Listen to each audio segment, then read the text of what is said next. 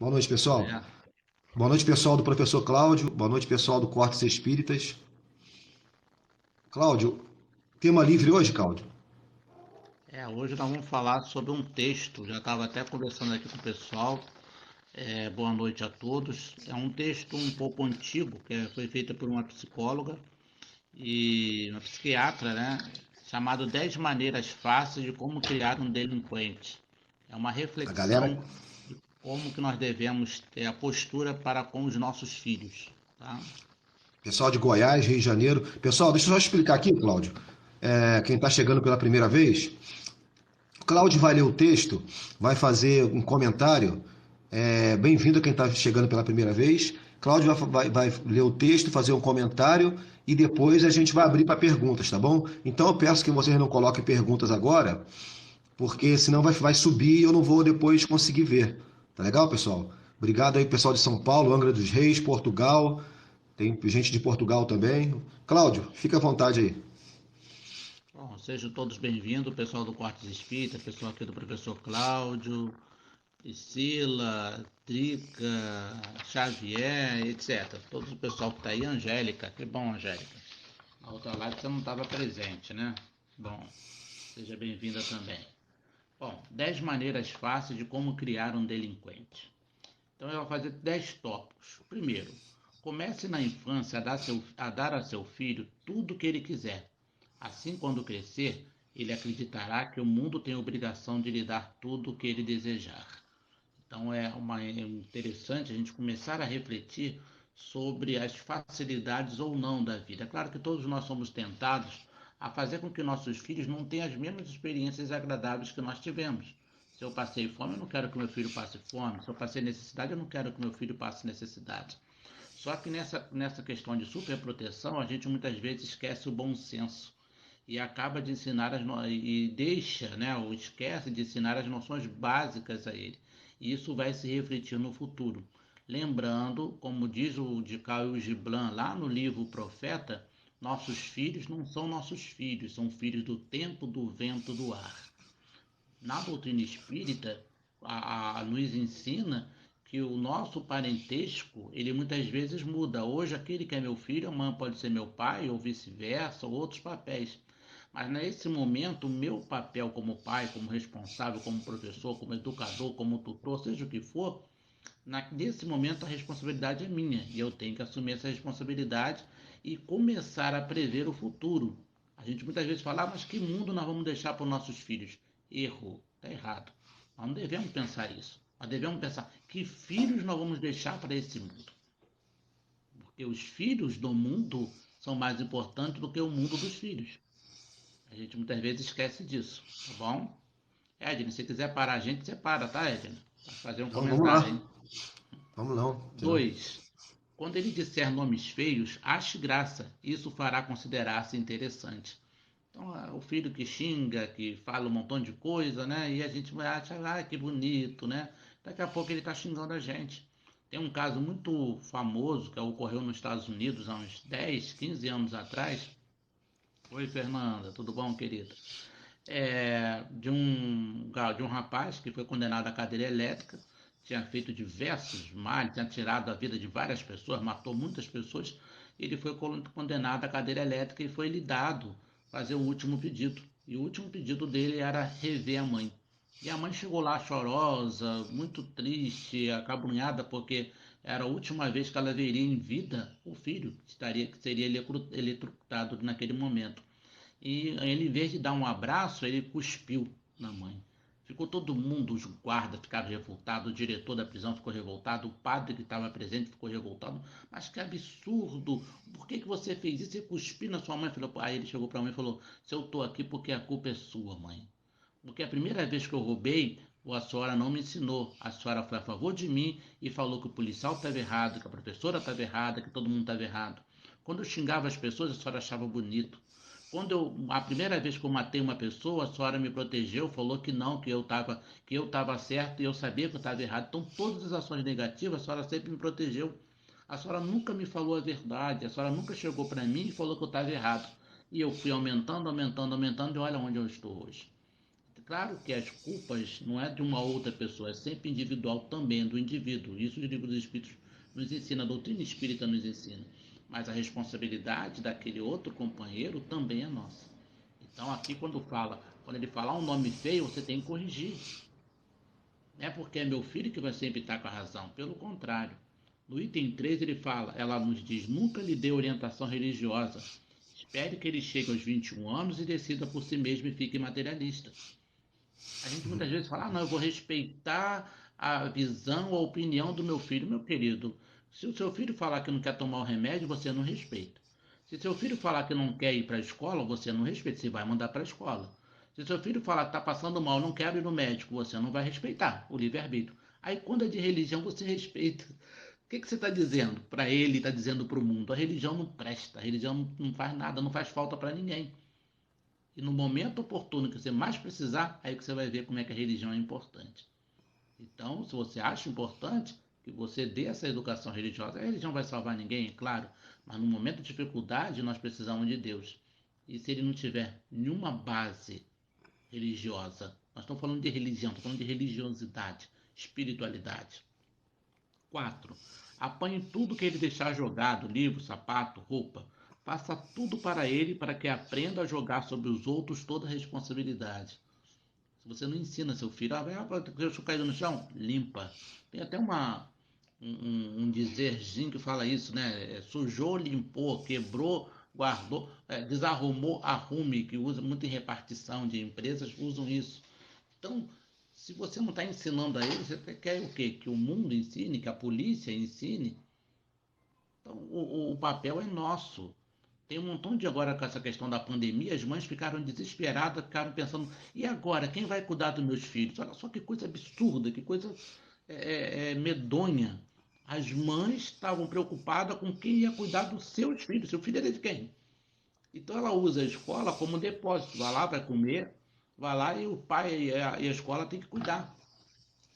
Ela não cuida mais. As mães ficaram desesperadas com a pandemia. A pandemia teve muita coisa boa nesse sentido, para fazer com que o pai e a mãe conviva com seus filhos.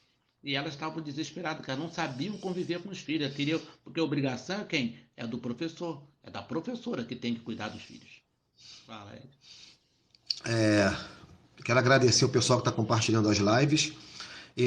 Eu tenho só duas observações. Eu tenho uma amiga que se formou junto comigo em História, professora também, só que ela Vai exerce até hoje. compartilhar, Ed, vai ficar um pouco aqui. Ficou já. Então, essa minha amiga, obrigado pessoal que está compartilhando. Essa minha amiga, ela pegou uma borracha bonitinha que era da colega, e foi para casa. A mãe percebeu que ela tinha roubado essa borracha que não era dela. Aí a mãe perguntou de quem é essa borracha, tal. Aí ela falou, essa borracha era de uma colega, tal, que ela pegou, descobriu que a filha roubou a borracha da colega. A mãe dessa minha amiga a levou na escola no dia seguinte e na frente dos professores e de toda a classe fez ela devolver a borracha e pedir desculpa à garota a coleguinha, por ter roubado sua borracha. Essa amiga disse que nunca mais ela pensou em roubar alguma coisa de outra pessoa. Essa minha amiga ela se formou comigo em história e ela contou esse relato para mim. Muitas mães fazem isso. Eu conheço até uma outra história de uma pessoa que foi de um filho também que pegou lápis de cor e fez a mesma coisa. Foi na escola e fez ele passar essa vergonha para que ele aprendesse.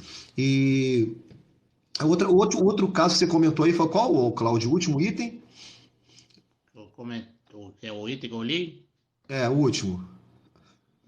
Apanhe tudo que ele jogar no chão, livro, sapato, etc. Ah, Não então não. corrija. O anterior nunca lhe deu orientação religiosa.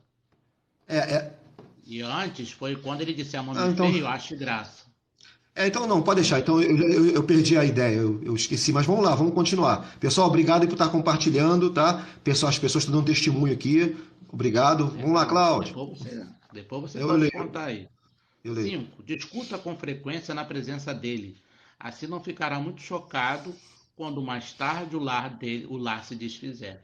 Então, existem assuntos, pai e a mãe, conversa em particular, não vai ficar criando aquela discussão na mente juvenil que está sendo formada.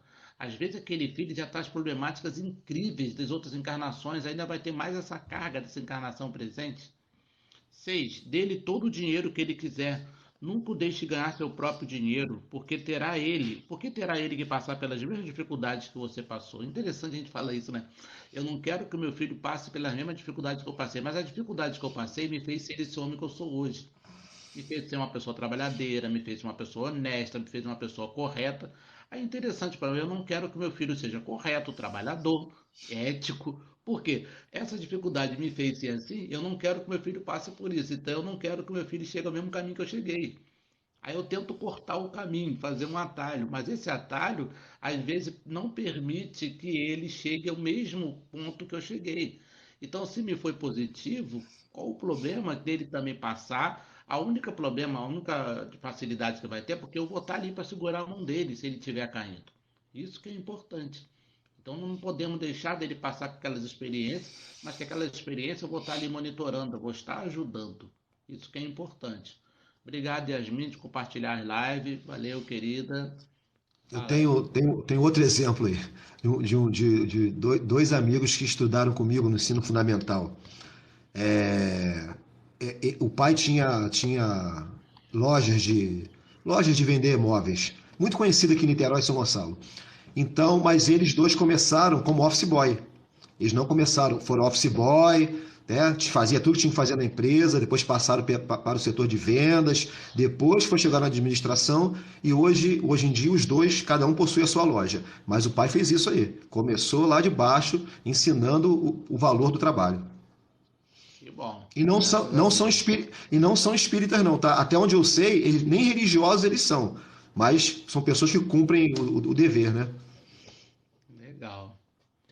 7. Satisfaça todos os desejos, comida, bebida e conforto. Negar pode acarretar frustrações prejudiciais. Então a gente vê uma ironia, né?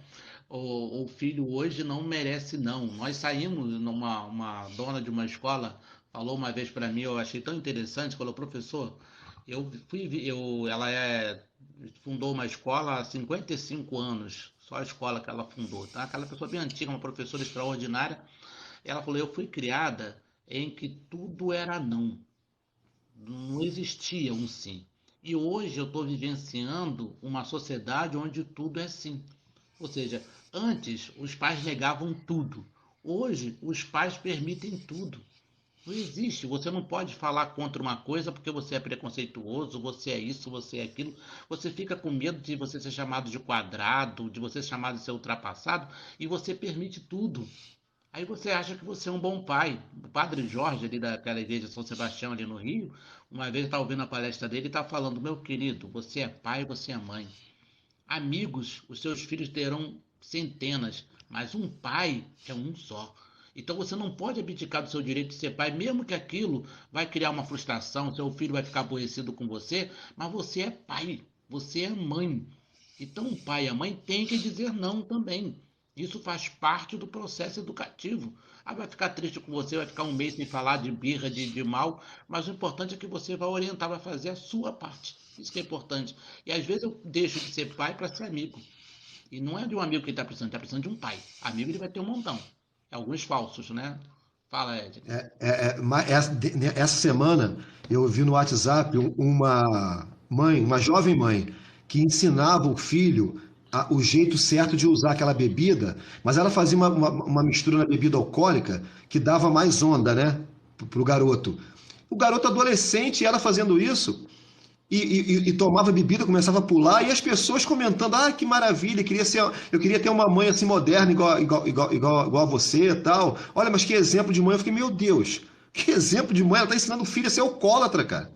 E as pessoas elogiando no TikTok, batendo palma. Eu fiquei até com medo de comentar, eu ia comentar, mas eu nem comentei, porque eu ia passar até Não adianta. por louco ali. É. As É pessoas vão exatamente assim. difamar, vão xingar, vão É, ofender. isso Geralmente é aí. isso, né? Uma vez É. eu passei, eu vi uma coisa que eu fiquei assim, eu não falei nada na hora, porque também não adiantava falar. Um pai e a mãe sentados assim no bar, ali no gradino. e dando cerveja para a criança, ainda no colo, um bebê ainda. Pegava a cerveja, molhava o dedo e botava na boca. E tinha um policial fardado ali, olhando e rindo ainda.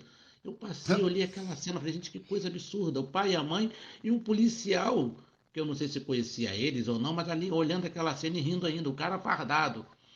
Eu falei, gente, que coisa absurda. De repente, se eu falo alguma coisa, é capaz de eu ser preso. Né? E você Eu ser sou preso, pai, é. você está ensinando o filho a beber cerveja, sabe? Um bebezinho ainda, não sei, um ano, não sei, no colo ali, e o pai e a mãe ensinando isso. Então você imagina que coisa assim estranha desse mundo, né? Vamos lá então, gente.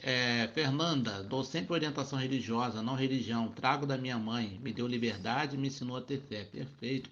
Religiosidade. Júlio, obrigado.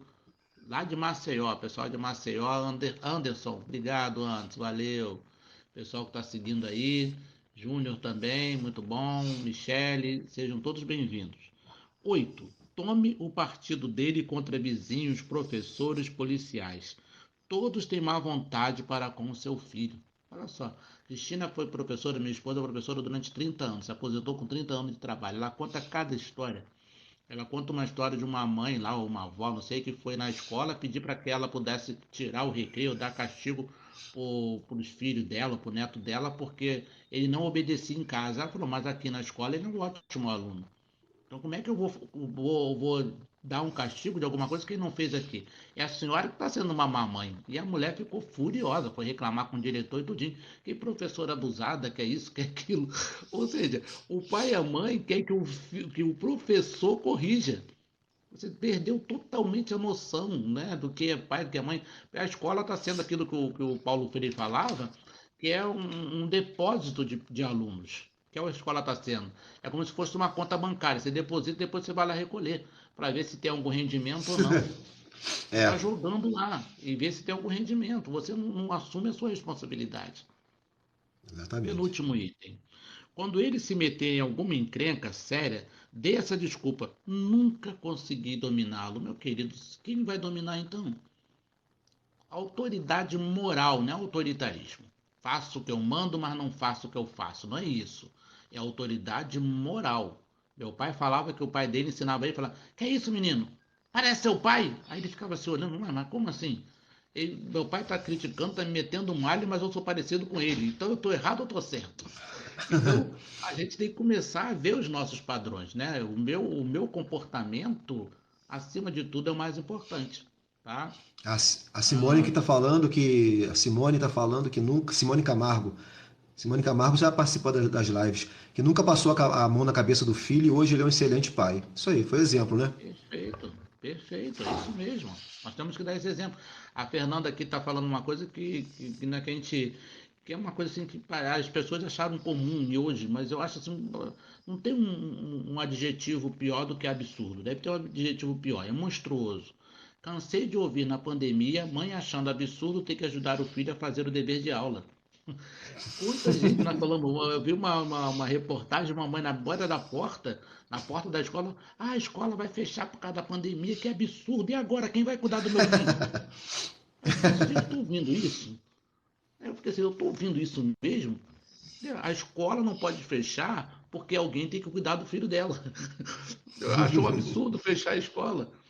Então, quem vai fazer o dever de casa? Olha só, o dever de casa do meu filho. Então são coisas assim que é difícil de a gente compreender. Aí quando a gente vai reclamar, o mundo tá assim, tá horrível. Parece que o mundo tá assim por causa do outro, mas o que eu tô fazendo? Por aí aquela frase que eu falei lá no início. Eu não tenho que pensar em que mundo eu estou deixando para o meu filho. Eu tenho que pensar que filho eu estou deixando para esse mundo. Isso que é importante. E último, que ela termina aqui, ó. Prepare-se para uma vida de desgostos. É o seu merecido destino. Então, quem fez tudo isso aqui, essa cartilha, por isso que ela fala 10 maneiras fáceis de criar um delinquente. Então, se você fez tudo isso, prepare-se para o desgosto. E ela está falando, porque essa menina, ela é uma psiquiatra, mas não é espírita, né? Está falando só sobre a dimensão material. Imagina o que vai conseguir na dimensão espiritual, seja na vida espiritual ou seja nas próximas encarnações.